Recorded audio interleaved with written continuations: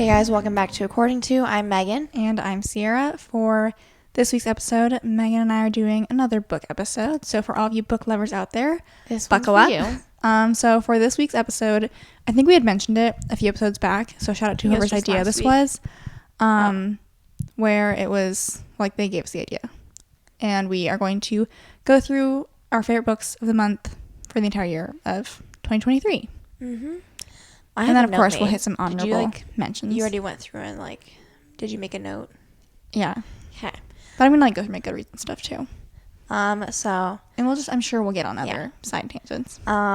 So we're going to start with, just catch up, weekly spotlights. I feel like I have a lot to catch you guys up on. Just good and bad. My life's been a roller coaster the past 2 or 3 days. Okay. Should I give you the floor? You can say. I guess I know what you're talking about. I have, you know what for sure I'm talking about, but, there's other things that... both good and bad. I'm like, oh my goodness.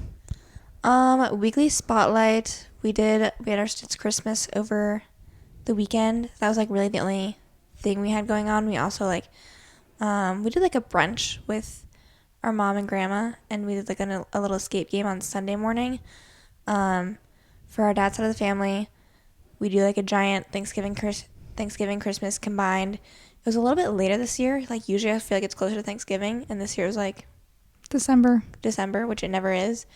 But it's just interesting because it's this has evolved so much over the years. And this time I was kind of thinking, now that Haley and Ashton have a child that they bring with, I obviously only remember to a certain point. The youngest I remember probably actively being was 7 or 8 at this thing. But I'm pretty sure they've had it probably basically since we were babies. I'm not entirely sure. But it's that means obviously Dad was still older than Haley and Ashton are, but it's kind of we have literally evolved. A next generation is now here. It used to be the 11 kids and then their kids, and that's and it's not Haley is the first one to have a great grandchild. There are other great grandchildren. This was the first year that I just kind of was we've been doing this a while. A minute. That was fun. Along with the brunch, that was also fun. Good weekend. I was also going to mention going to the jingle in the junction that we did with our dad last Thursday. That was fun. It was his idea too, which I feel also, he doesn't always offer. We have booked a trip since we last recorded, right? Have we not talked about that? I think not. I think not. Actually, no, because we booked it on Tuesday and then we would have recorded on Sunday. But then we haven't. But we have not recorded yet.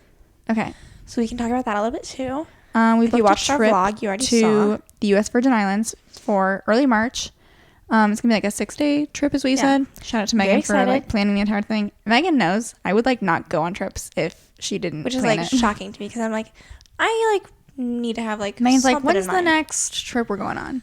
I'm very excited. We have to do kind of planning out different things we want to do. Maggie's going with us. I like to go with the flow, so I'm totally open to being flexible, and I think there's gonna be plenty that we're doing where it's just I just want to have beaches to go to, places to eat, things like that, and then we can be flexible from there.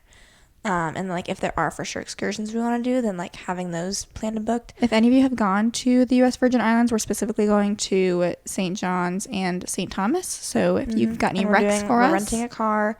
Let us know. We're doing Verbo. That's the vibe we're going for, and I think it'll be a lot of fun. And so yeah. Okay. Any other stuff before I get into my last couple days? So, it's a low light that I'm starting with. On, I think it was yesterday morning. Yeah, it was Monday. Wow, this has been a long 2 days. Monday morning, I wake up bright and early as always because of Vegas. And I look at my email because I notice I have a few unread emails. And it's Lululemon saying we got your order, blah, blah. And I got it's 7 emails. And it's PayPal being you charge Lululemon to your account, whatever. And I'm always hesitant at first when I get those emails because sometimes they're phishing emails where it's not really from PayPal or Lululemon, but you do the thing where you check the email and it said it was at paypal.com and Lululemon. I looked up their email as well and it was their legit email. So I was I didn't make a purchase from Lululemon from PayPal. It's 6 a.m. at this point. So I go downstairs and I'm trying to be what can I do?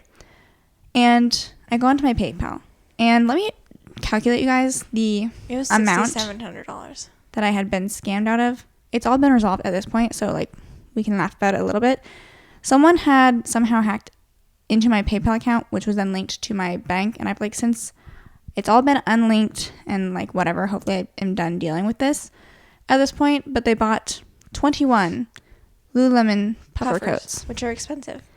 And they made 7 purchases of $894 each, which ended up being $6,700, I guess, according to Megan's math. Close to that. And so initially I was like, like I didn't do this. And so I was like, okay, I'm going to call like PayPal customer support. It's 6 a.m. Central Time. So they don't have any people, which I ended up not talking to a single person at any point during this thing. But like I was trying to call and then it wasn't giving me through to anyone. And so I was trying to like figure out if I could do anything online. Oh, okay. Also, I got an email 2 days before about someone like changing my password on my PayPal, but they hadn't done anything. And so I was like, all I can do at this point is change my password again. Change it then? Yes. Okay. I'm not stupid. Sorry. But then I also got an email saying that someone had enabled like 2-factor authentication. Is that how it's pronounced? And I was like, so for a while it was like trying to have me log in. It's like, what's your 2-factor thing? And it's like, it's not mine. So I don't know. Come to find out, you can just like download 2-factor authentication apps. So I have like one from Microsoft now. I don't really know how it links to my stuff, but like I go onto the app when I'm trying to log into my PayPal and it's got a number on it that I put in and it somehow knows that it's me. I don't really know how it works. Like so you like got it for this. Yeah, like I kicked them off and I was like, well, I guess I'll put mine. I guess I'll do it. If they're going to do it, I'm going to do it. So it's like I unlinked whatever like number they had put on my account and like whatever like stuff they had linked, and like I did the thing where it's like you log out of all the devices. Well, because at first I told Megan that I had changed my password and I didn't do the 2-factor thing. I think they had like changing my password again because they had the 2-factor thing. So I would like try and log in and be like, nope. And I was like, I just changed my password. So I had to go and change it again. And it's like back and forth until I unlinked their 2-factor thing. Since then, I do not think they've been able to log on. And I put my own 2-factor thing on. I was kind of like, how do they do this? Yes. Like, you know what I mean? Mm-hmm. Anyway, so I like unlinked my card, my bank account from my PayPal. And all of these transactions, like the $894, were pending at this point. And so you would think, I would think, that you should just be able to like cancel a pending payment to say, no, don't do this. Cancel it. Like, I don't want you to charge anything. Or like at the very least be able to flag a pending payment to say like, nope. And correct me if I'm wrong, I tried to Google a lot of stuff and it all pretty much said you can't do anything until it's gone through as a completed payment.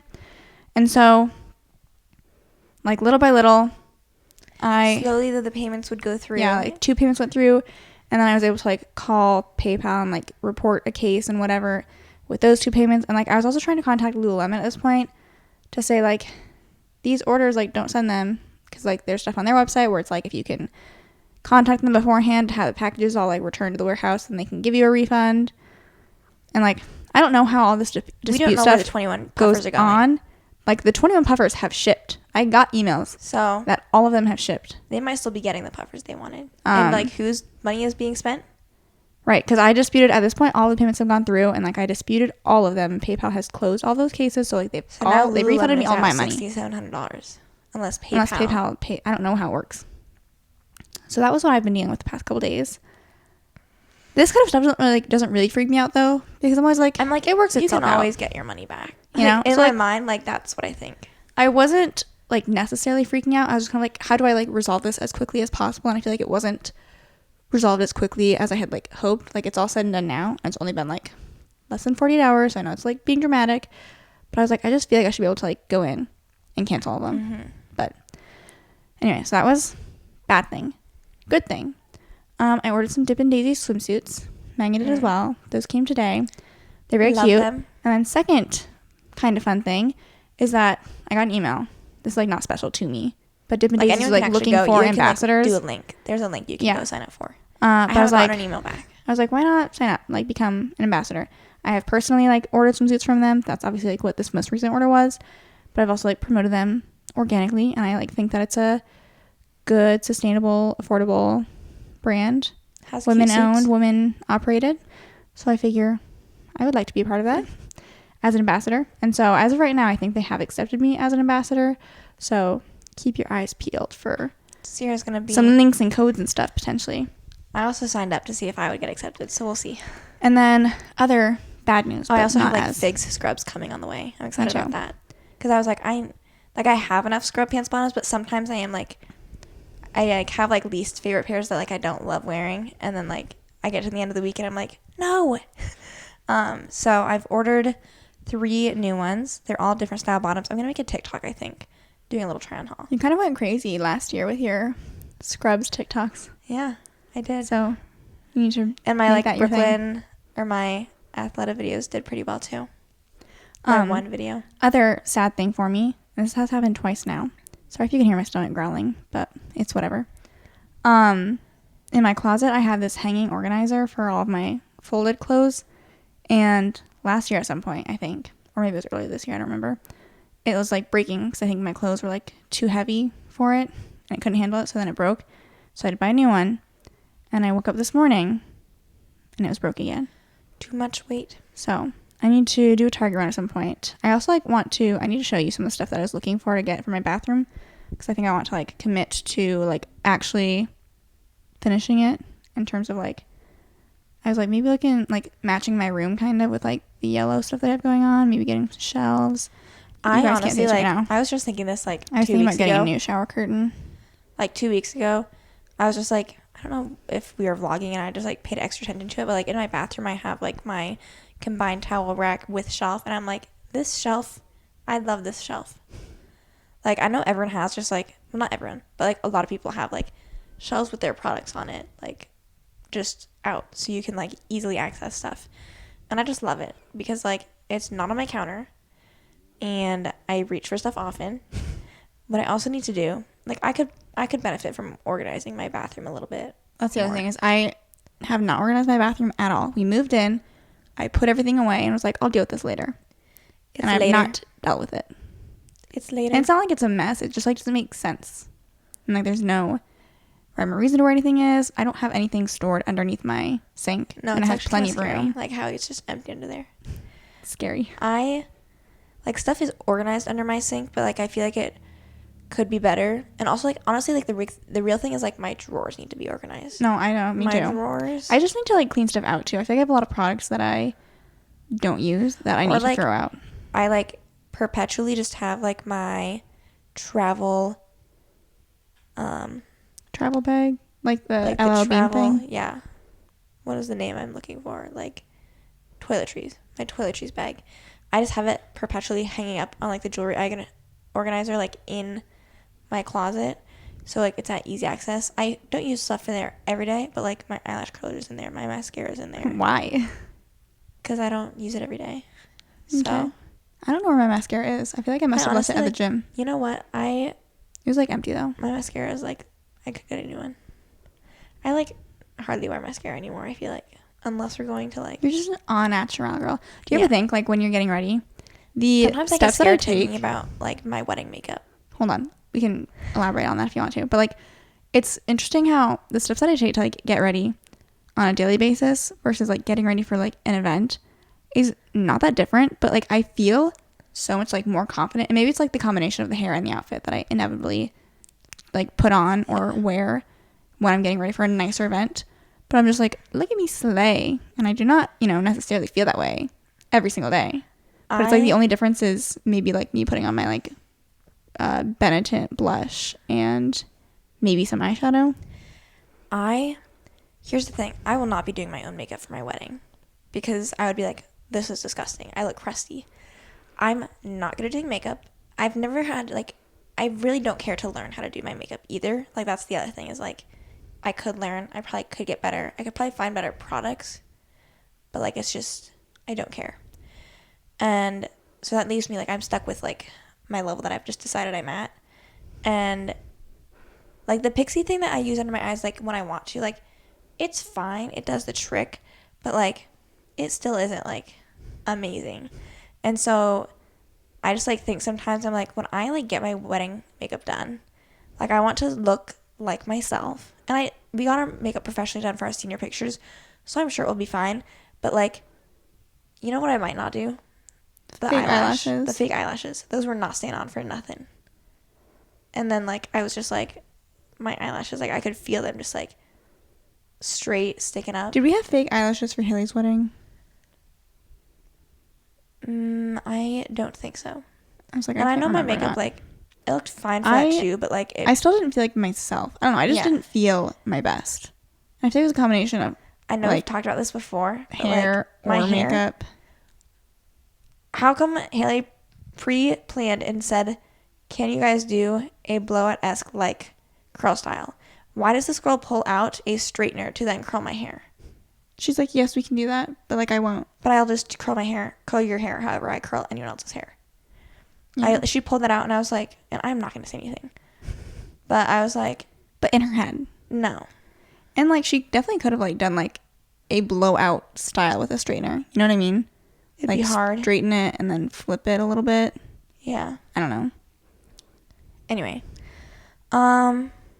We've been rambling, which is fine. But is there anything else? I don't think so. Okay. Let's jump into some book-related content.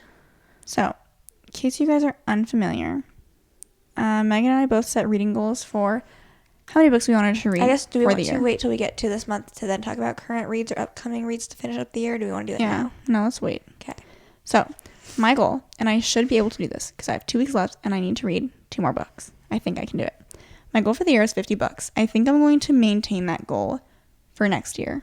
And I think I will bump mine up from 45, I think is what it was this year. I'm going to make it 50. So, that being said, I wrote down, I keep a running list in my phone of all the books that I read. I also have a Goodreads if you guys want to follow me on there. But I did go through, for your guys' convenience, and say like how many books I read each month, and then like what kind of like my star ratings were, and then like have my favorites. I have also like how many books I read each month. Some of them obviously like are like overlapped by months, so I try to just throw it in one or the other, but if it's not exact, like don't be surprised.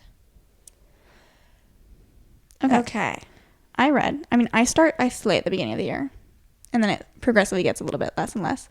I feel like I surprisingly stayed pretty consistent, except for maybe like these last couple months, and obviously like the first 2 months were better because I didn't have a job yet. But so in January I read 7 books. I read 6 books in January. I had 4 4-star reads and 3 3-star reads. I only have written down my best book, although I do know the first books I read at the beginning of the year, they weren't like my best books of the year. I know I had a couple 3 stars or 3.5 stars. So my top book of January was By a Thread, which is by Lucy Score, and it's a billionaire romance, Grumpy Sunshine. It's kind of a long book, but all of Lucy Score's books tend to be.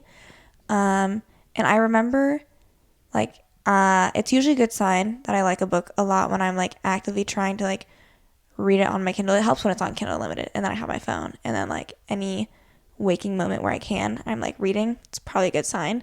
And I remember doing that for this book. So I did really enjoy it. It wasn't a 5-star, but, like, it doesn't need to be for it to be enjoyable. So that was mine. My best book. Top book for January was actually the first book that I read in January. It was Dark Matter by Blake Crouch. Blake Crouch is, like, not quickly, because I've, like, read 2 books this year, but quickly becoming one of my favorite, like, I don't know if he's technically sci-fi, like, he is, but then he's also, like, I don't know, I guess sci-fi is, like, the best way to describe his books, because I read Dark Matter and then Recursion. That'll be coming up a little bit later, I think. And it's just, like, the plot twists are nice. It's not, like, a typical thriller or anything, so it's, like, the, like, angst behind what you're reading is a little bit different. Type of writing. Yeah. Makes you think. Like, it's still, like, a plot twist. There's still, like, plot twists in there and, like, oh, my God, like, I didn't expect that.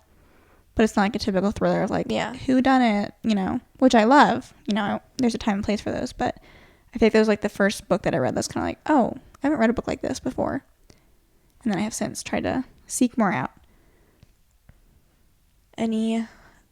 Did you say honorable mentions or just that one book? I have some. Can we talk about books that we hated too? Sure. Not disliked. Granted, I don't think I rated a book less than 3 stars this year, I think. I personally, what do you feel like if people DNF a book and then give it 1 star?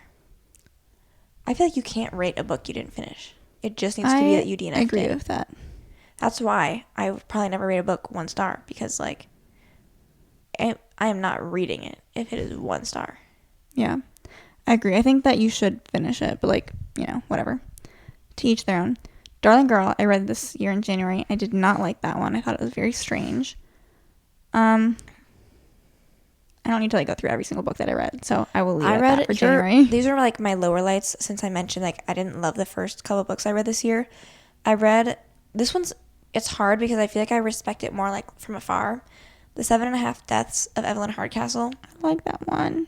I gave it 3 stars, and the reason being like it is a long book and it took me a long time to read it. Not long, I guess like 8 days. But when that was the only thing I had going on in my life, like that's a long time.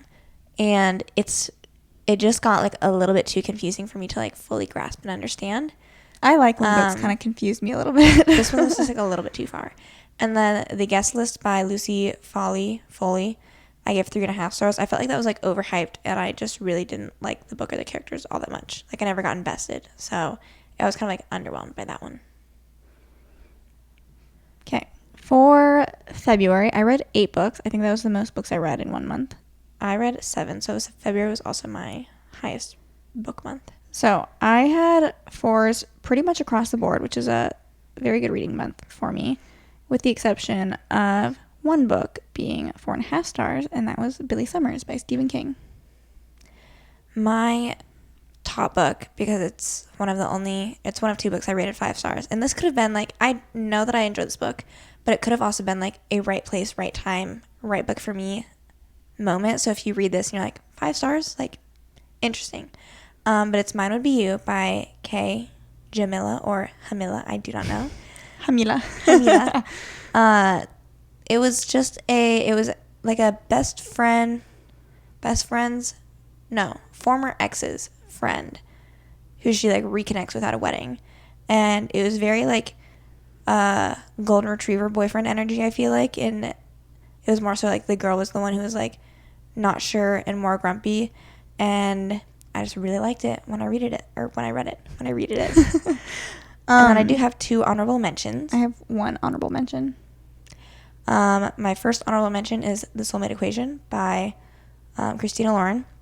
I gave that one 4.5 stars. And then The Right Move by Liz Tomford, which is on Kindle Unlimited. Did you give that one 4.5 stars? I think I either gave it 4 or 4.5. I don't recall. I think I gave it 4.5. Okay. My honorable mention is Tomorrow and Tomorrow and Tomorrow by Gabrielle Zevin. I just like really think of all of the books that I read this year. Like, I'm not like a quotes person in books. And granted, I didn't highlight or like, I'm not an annotation girly. But I was like, wow, I like what I'm seeing. This right like, here. I would just stop and like reread it and be like, that was a good one. You typed that and you were like, I like when for Kindle Unlimited books how it has like underlined stuff. I love seeing. Like, I just think it's so cute seeing. Do you ever like, are you reading and you like see something highlighted down there like, what's going on? What's gonna happen? Yeah. What are you gonna say? Usually just like a nice sweet quote. But yeah, I know there's like mixed opinions on Tomorrow and Tomorrow and Tomorrow. I know you didn't love it, but I really enjoyed it.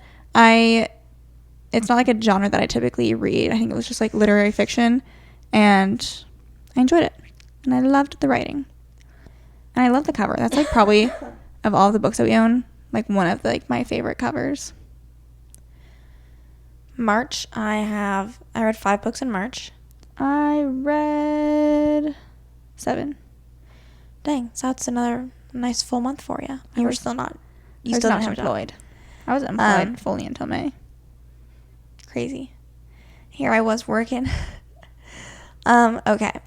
My top book for March was 11/22/63. I gave that book 4.5 stars. It is by Stephen King. It's a very long book. It's like 900 pages. It's 850. 850. It's about the main guy whose name is Jake Epping. He travels back in time through a little portal to try and stop the assassination of JFK, but it takes him back like 5 years prior to that.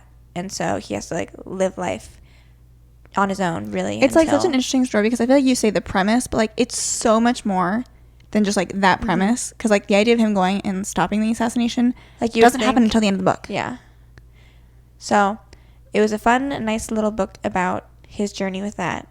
And I would say if you haven't read, like, Stephen King is known for his horror, but, like, we have read multiple Stephen King books, and none of them have been horror. Right. But he has very good writing and good stories. So while that book is large and daunting, you could give it a try.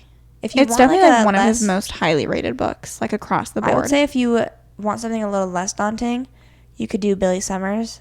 That would be, like, it's not as long. So try that out first, maybe.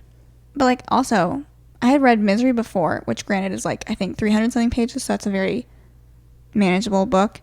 But I gave that one, like, 3.5 stars. I didn't love it. And then I saw, like, 11/22/63 at the store, and I was like, I need to read that. For, like, no reason. I was like, it was well rated on Goodreads, but typically I have, like, big book fear, so I don't know, like, why I was like, I need to read that. But I did, and I'm so happy that I did. I read that book last year. She's even convinced people, like, other people we know. Yeah, I've gotten a surprising amount of people to read it. Book. And by that I mean I got you, Ashton, and our mom to read it. But that's honestly, and like, Haley, in theory, is, like, it's impressive, though, for how long it is. Yeah. Okay. March. I think I had just, like... I have an honorable mention. I guess, okay. Yeah, you're still in March, so you can go. So I read 7 books. I think they were pretty much all 4 stars. So I had 2 that I wanted to share because I couldn't really think of which one I wanted more. A Flicker in the Dark by Stacey Willingham, and then Before We Were Strangers by Renee Carlino. It's funny you mention, because for my next 2 months, I read... or my honorable mention was Before We Were Strangers when I read it in March. I feel like for some reason this one, even though it's not probably that much different content-wise than, like, other romance books I read. It is. Okay. Well, then I'm glad you agree, because I was going to say, like, it feels different. It's not like a rom-com. It's like... It's like romance, but, like, there's real-life problems. It reminds me of 70s in June. Do you know I put those 2 together? We made the video where I hadn't read either of them, so I was like... Well, you hadn't read either of them? I read your thing. I read Before We Were Strangers first, so I would have had to have. Okay. What do you call that? Like, if it's not contemporary romance? Meaningful romance? Literary romance? I'm just making stuff up. Yeah, I don't remember who the author is. Do you? Renee Carlino. So, that was my honorable mention. April, I read 5 books, and no honorable mention. I'm going to have to go look at, like, what books I read where there's not a single honorable mention. But A Flicker in the Dark was my top book of that month because I felt like it felt good to kind of have, like, a thriller mystery where I actually felt like it was worth my time. I didn't read a lot of mystery thrillers this year, but it was a good one. And I did not see the end coming, so. Okay, so for April, I read 3 books. This was a slow month for me, but it's because I think I was predominantly reading very long books. So it wasn't a slay month for me. I had a 3-star, 3.5 star, and a 4-star, which put... like, my then favorite for that month was Mine Would Be You. Again, I'm kind of indifferent about the book, but the other 2 books I read were Red Metal and Outlander, and I gave both of those 3.5 stars. And those were very long, so that took up a lot of my time. And Mine Would Be You was supposed to be like I need to get a book done fast. Here's some of the other books I read in April because I kind of had, like, a meh kind of month. We both had a meh April.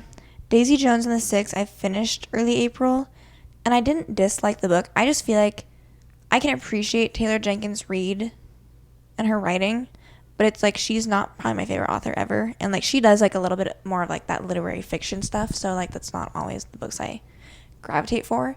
We even tried watching, like, I think we Hulu watched show. Almost the full episode of the but first it's just, like, one. I just don't really care that much. Then I read Terms and Conditions, which is the second book in the Dream One Billionaires series. I rated that 4 stars. I did enjoy it, but I don't really have, like, any other thoughts or notes for it. I also read The Housemaid, and then I read Say You Swear, which is, like, that book is, like, the one I probably have, like, the most thoughts on that month because, like, it's pretty long, and I rated it 3.75. There were, like, so many different tropes going on in this book, and, like, not all of them were good, and it has, like, a love triangle, but it's, like, a not well done love triangle. But, like, one of the guys I did really, really like him as a person and as a character. So, like, that kept being, like, the redeeming factor, like while I was reading that book. So-and-so. But it was, like, it's an interesting book. And that's all I can say. So. I just realized I had some of my books mixed up. So this was April. my 3-star for April was So Long and Thanks for All the Fish, which is a Hitchhiker's Guide to the Galaxy book. I was like, what? There's some interesting titles in that series. So then that was 3 stars. Red Metal was 3.5, and then Mine Would Be You is 4. So now going to my May. Did you finish with your May? I haven't started May. Oh. We are done with April. Are you done with April? Yeah.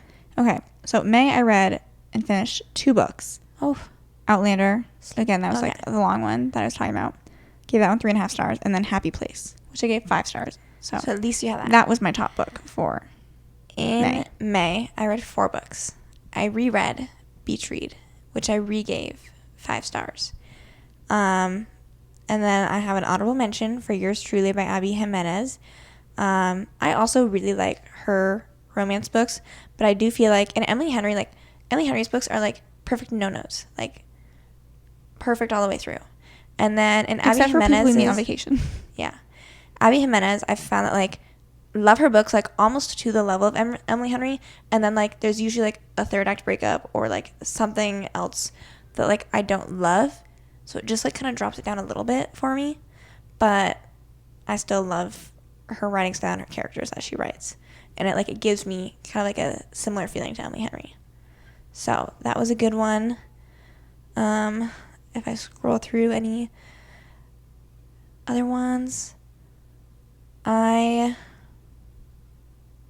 read The Rosie Project, which was a 3.5 star, and we mentioned this in a video we made where we were like, if you like this book, read this book, but it kind of gives me Flowers for Algernon vibes. Are you ever planning on reading The Rosie Project? Yes, I think so. Okay. It's on our bookshelf, so inevitably I have to. And then I also read Red Queen early May, and I don't know if I'm planning on finishing. That's what I was series. like. Sometimes I finish a book and I'm like, I could finish, go and then continue that series. And then later I'm like, I don't really, especially because here's what I'll say. When I read Red Queen before I read ACOTAR, and when I was reading the first book, ACOTAR, I was kind of like, this is like really quite similar to Red Queen, just in terms of like, I hadn't read a whole lot of fantasy books. There's a girl who's like not supposed to be here, and she's in the fairy world or fantasy world now, and like the premise was like the same on the bare bones. And so, but I was like, ACOTAR is better though, even though I rated both of them 4 stars. But then like I have since continued with ACOTAR, so now I feel no need to like go finish up whatever this is. And I've heard people say it gets worse from Red Queen, so then I'm like, that's really not convincing me then. Okay, now we can move on to June. Okay, so for June, I finished 3 books. My top book was 20 Years Later by Charlie Donnelly. I gave that 4.5 stars.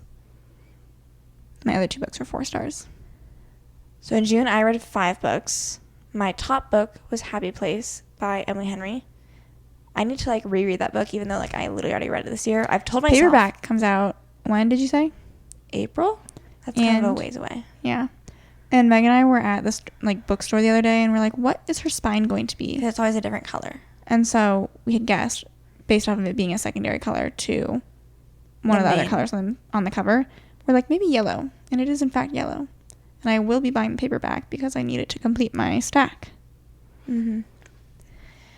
I don't know if I have any other. I can give a rundown of 20 Years Later, since I feel like it's not as popular. So I guess I would classify it as a mystery thriller still. And having my most recent book that I just read was also by Charlie Donnelly. It seems like his writing style tends to be a mix of different timelines and perspectives, which I think is kind of fun, as that doesn't happen a lot in a ton of mysteries and thrillers, and I feel like it allows for the timelines to connect in a way that I'm like, oh shoot. And so 20 Years Later follows this journalist. What is it called when they're the Dateline type of journalist? Yeah, investigative journalist.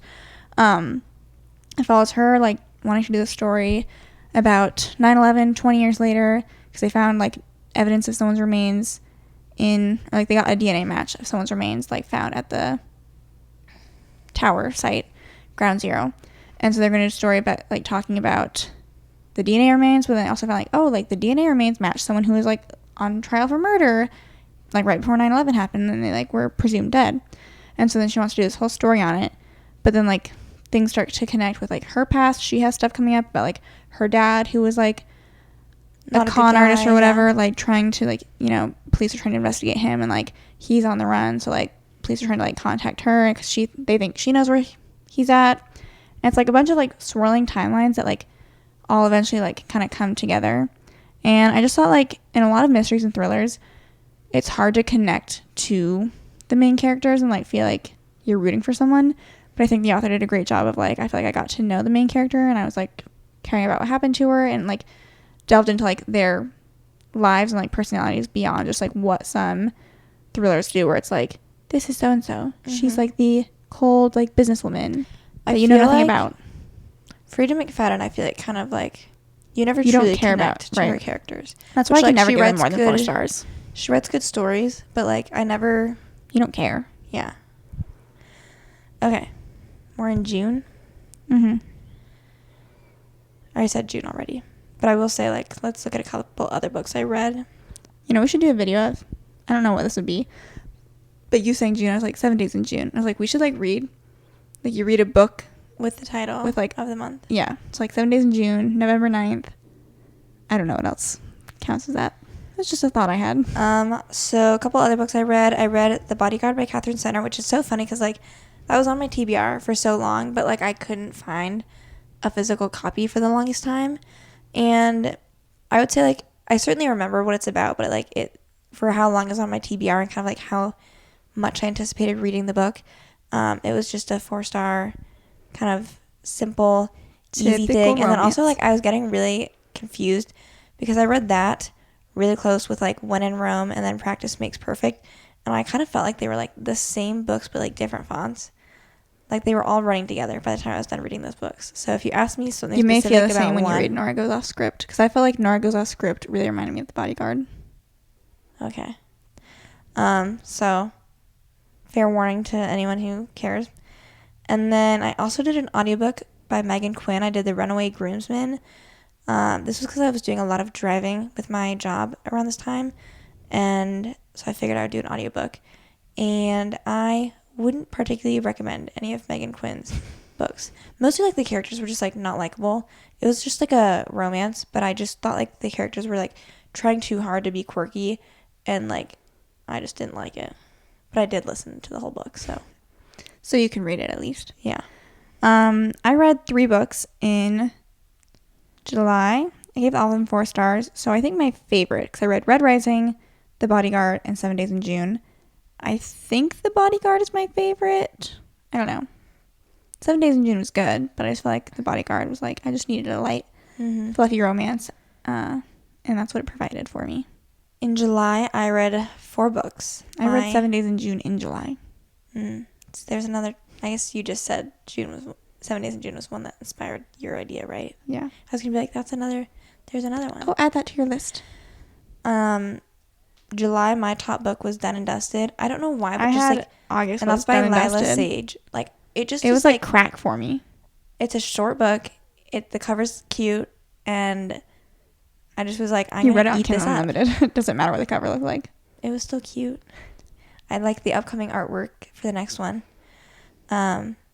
It's just like a cowboy romance, and yeah, all of my August books, because I read 1, 2, 3. I read 4 books in August. They're all 4 stars. Or sorry, one was 3.5. But, like, Done and Dusted was, like, far and away, like, my favorite book in August. So maybe I should have rated it higher, but whatever. I'm like, okay, you're confusing me what month I'm looking at. You're at August, I think. No, I was looking to see if there's anything else I wanted to say about July. Oh. I read The Love Wager by Lynn Painter, which I gave 4 stars. I read Practice Makes Perfect. I read 20 Years Later. I read The Final Offer, which ended up being my favorite book in the Dreamland Billionaire series. I gave it 4.25, which is funny because, like, I technically rated, or no, this is in August now. So I was like, technically I should have probably put that above Done and Dusted. But, like, feeling-wise, you still like, feel like it would be Done and Dusted. Okay. So now we're in August. What are we in? I already did my August. Okay, my August. My top choice was 20 Years Later by Charlie Donnelly, and I get 4.25 stars.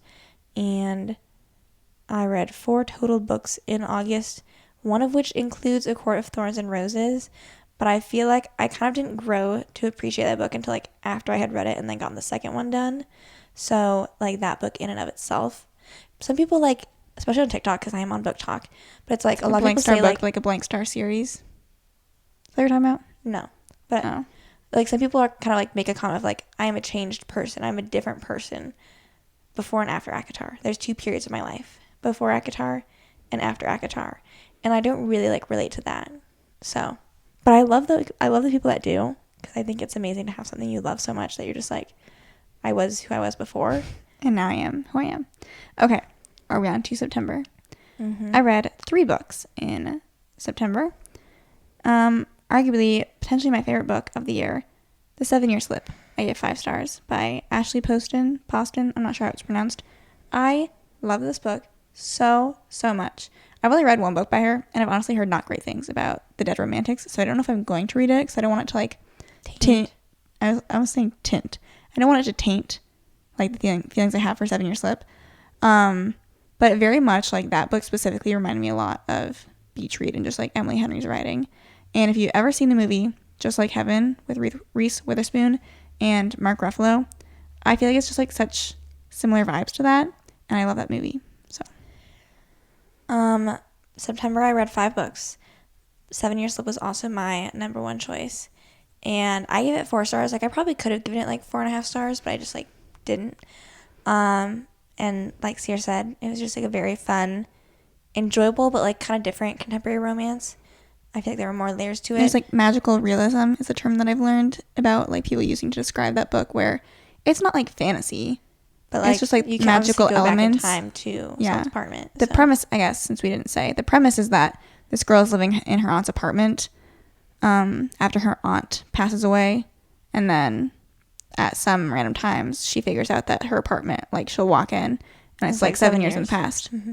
And then she meets a guy who's like living at that apartment 7 years prior, and then like they meet, fall in love, you know, but then she like will go back in the present, and then she doesn't see him for a while. Like there's no controlling when she goes in the past. I could definitely see it as like, and I've only reread 1 book, but like I could see it as like that'd be on the reread list. Yeah. You know? Yeah. An honorable mention. I also read Fourth Wing in September. An honorable mention for me is Love Theoretically by Ali Hazelwood. I always tend to like her books, so that one was no different. I'm ready for October. Me too. I read 2 books in October. I guess, hold on. Things We Left Behind, I read in September. I gave it 3.5 stars. That was kind of a disappointing read, like given how I was excited for that to be like the last one in the series. But some people were like really, really looking forward to Lucian and Sloane's book, and I really didn't care that much. You say these names and it means nothing to me. It's Lucian and Sloane's book, so. Sloan? Sloane. Oh. I was like, what is Sloan? And Sloane. Okay. October? Are you ready? Yes. So I read 2 books in October. My favorite was Recursion by Blake Crouch. I gave that 4.5 stars. And I also read Never Lie by Frida McFadden. Again, as of right now, I'm not giving a Frida McFadden book more than 4 stars. It just does what it needs to do. A quick, fast-paced, relatively interesting thriller. No other things that I care about. Recursion, very great. It almost felt like 2 different books when you were reading it, where it's like, you think you know what's going on in the first half of the book, and then like switches gears. Whole half of the book left. Because what does it start out as? I don't even like remember how it really starts. There's like this sickness going around where people start like going crazy because they start acting like they have like different lives going on, and it's like if you come in contact with them, then like it happens to you. And so initially there's this guy who's like a detective, and he gets a call to like go help with someone who's like trying to jump off a building. And so he goes and talks to her, and she's kind of like sounding crazy, talking about like this other life her husband had, and she's confused. She's like, it's just as real as my life that I like know that I also had. That's like, not people that have life. they just like in their mind they have like a whole other life, like they know their life now, but they also have like this whole other life that's like in their memory, and it just like comes on. Anyway, so it's like that's what you think of it at first, but then you come to realize as you're reading like what exactly it is that they're experiencing, and then like the main character tries to come up with a solution to like counteract these people like experiencing multiple lives. And then like but then it's like that kind of like resolves, and there's this whole second half of the book that's like just beyond crazy. So good. And that's all I'll say. You should read it.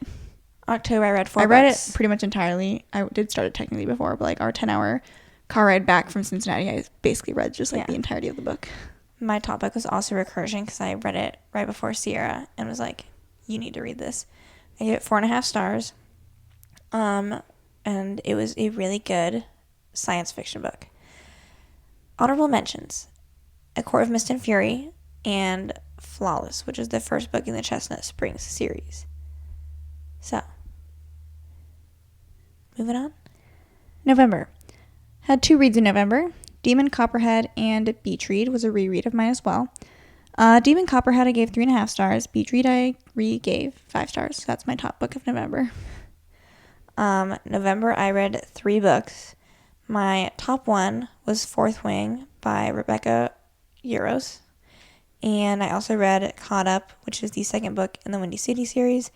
And then I read Divine Rivals. I really felt like it took me like a little bit more to get into Divine Rivals than I was expecting it to.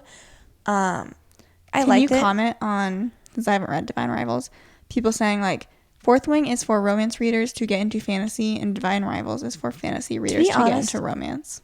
That's the comparison I've heard. No. Because I would honestly probably say the opposite. Because I felt like in Fourth Wing, it took, like, you obviously know there's tension between the two characters, like, during most of the book. But I feel like nothing romantic happens between them for, like, quite a while. I could be wrong. I'm not entirely sure when it happens. Versus, like, Divine Rivals, I feel like there's really not that much, like, magical elements. Like, it's pretty, like, it's not magical realism because, like, there certainly are, like, fantasy things. But, like, the main thing is, like, there's a war going on. And, like, the two people have typewriters that, like, are magical and, like, send letters to each other. Like, there's, and I feel like their plot line is the main thing. So is Divine Rivals just, this is how you lose the Time War in a different font? Well, they're, like, in the same world. They're in the same world? I don't know what that book you're talking about is about, so we'll get to it. Anyways, the second book for Divine Rivals comes out December 26th. I don't know if I'll read it right away, but I do think I will continue the series. Is it the same, like, characters especially that it follows? It left on more of a cliffhanger than I was expecting. Like, I was like, I didn't know this ended on a cliffhanger. I need to decide when I want to read Iron Flame. Fourth Wing was a 4-star read for me. I've heard such mixed feelings about Iron Flame. I'm trying to go into it with, like, no thoughts. I've heard it's really confusing. Good. You know what I said? I like to be a little confused. So that's my November, and that leads us to this month. As you guys know, maybe you didn't, but I have been slacking on my reading. I was like, am I going to meet my goal? So I've been kind of slacking this month. I've read 4 books so far. I have read 3 books. And I need to finish 2 more at some point. So, I think I've read 2 Kindle Unlimited books, and, like, they're both 4 stars that I gave them. So I just finished Some Choose Darkness by Charlie Donnelly, and then I also read a book called Stillhouse Lake by Rachel Kane. And, like, I feel like I'll just put them both out there because they're kind of, like, very similar vibes. Mystery thriller, trying to, like, solve, like, a murder in both of them. My top book was 7 Days in June by Tia Williams, and I definitely liked this book. It was still just, like, a 4-star for me. But I liked that this felt, like we were talking about with Before We Were Strangers, it felt like it just had a little bit more substance to it. And I liked both of the characters. Does it make sense when it's like, these feel like characters that could be in, like, this world that we live in? Yeah. Versus, like, a lot of contemporary romance. Like, I feel like it could be, like, you're looking this at is their like a world. movie. You know what I mean? Not that, like, other stuff couldn't be a movie, but, like, no, I know can, what like, you mean. I have pretty good, like, visualizations of, like, both of those books. You know what it could do? Both those books have, like, real people on the cover. Does that do anything? That's all it needs. I don't know. Never Lie, I listened to an audiobook, and Megan has thoughts. I just think when I found out the twist, I feel like when I learned the twist, I was like, I feel like I need to reread this and see if it tracks. I just feel like, I don't want to say anything because I don't want to, like, spoil anything, but I just felt like having been revealed the twist, I just kind of like didn't buy that made sense fully with how the author wrote the book, but that's all I'll say. Something else that I wanted to talk about, I was like honorable mention, but like not really honorable mention because I only gave it 3 stars. So I read This Is How You Lose the Time War by, I think it's technically by 2 people, Amal El Motar, I'm probably not pronouncing that right, and then Max Gladstone. So I am happy that I read this because it's just been like a book that I've wanted to read for a while, and I was like, I've heard mixed reviews about it, but I still want to read it. The premise is that there's 2 people from like different worlds, but like they're also like operating in the same world. It's like here's the world that they can both go in, and like here's one of their worlds, and then here's another one of the worlds, and I feel like they both can like go into the same world. And they like write letters to each other. I gave it 3 stars because like the premise was nice. It just seemed like it was a little bit more flowery, and like it's very much focused on like the writing style of the authors as opposed to like the plot, because there's really not like a lot to like grab onto in terms of plot. You're kind of like, what are you talking about? I don't really get what you're saying, and like what is this war going on? And so it's very much like it was hard for me to like really understand what's going on, and like I felt like this is one of those books where I read it and I'm like, I'm either really stupid or you guys are doing a little bit too much right now. I still like, I enjoyed the vibe of it, but I couldn't really tell you what was going on. Just vibes. So 3 stars for that one, which may make it, I mean, I probably gave other books 3 stars too, but no less than 3 stars this year. I'm pretty hard. I can think back to books that I've read. The Room is the only book I hate them. I read this year where I actually went back and downgraded it to like 2 stars. But because I'm like, you know what? I did not like this. But I forced myself to recall that I actually like have read and disliked, which I guess I could then maybe go back, because I read Darling Girl this year. I could go back and give that 2 stars probably because I really don't like it. I actively disliked it. Otherwise, Sharp Objects, I'm like, I can go and give that 2 stars because I did not like it. I say this, I'm not actually gonna go back and change my rating. I feel like once I do that, I can't. I locked it in. I can't change it. And then what was the other book? Oh, Sally Thorne, 99% Mine. I hated that book. 2 stars. But really, I gave it 3. That leads us to our current reads, which, so you're not reading anything. I am currently reading A Court of Wings and Ruin. So I'm decided that I'm going to jump back in. This is not the longest. It's not. This is the longest one in the series so far, though, that I've read. And it is 700 pages. I'm at like 100 pages right now. So my goal is to hopefully, I would like to finish this and one other book before the end of the year, but I just don't know if that's going to happen. So this could be the last one. I think I'm going to read a romance next. Megan has a couple in her room. I think I might try When in Rome or The Love Wager. It makes me upset that you just like have to like try and pick shorter books because you're trying to meet your goal. When I'm like, no, like do one of these other ones. Like ACOTAR? Yeah, I'm curious. Like I'd be curious because like the confusion that you get when you like first read that book and knowing what's coming, I want you to experience that. So you can just witness me? Yeah. I will try and make it one of my like first books that I read next year. Okay. Or if I can finish my 2 books, then I can start it. But I've got to make the Goodreads gods happy. Yeah. And that'll do it for this episode. Hopefully you guys enjoyed. I love talking about books with you guys. Let us know if there's any other book-related podcast ideas, YouTube ideas, other podcast ideas you want to see. We're pretty open. And we will talk to you guys next Thursday. Bye.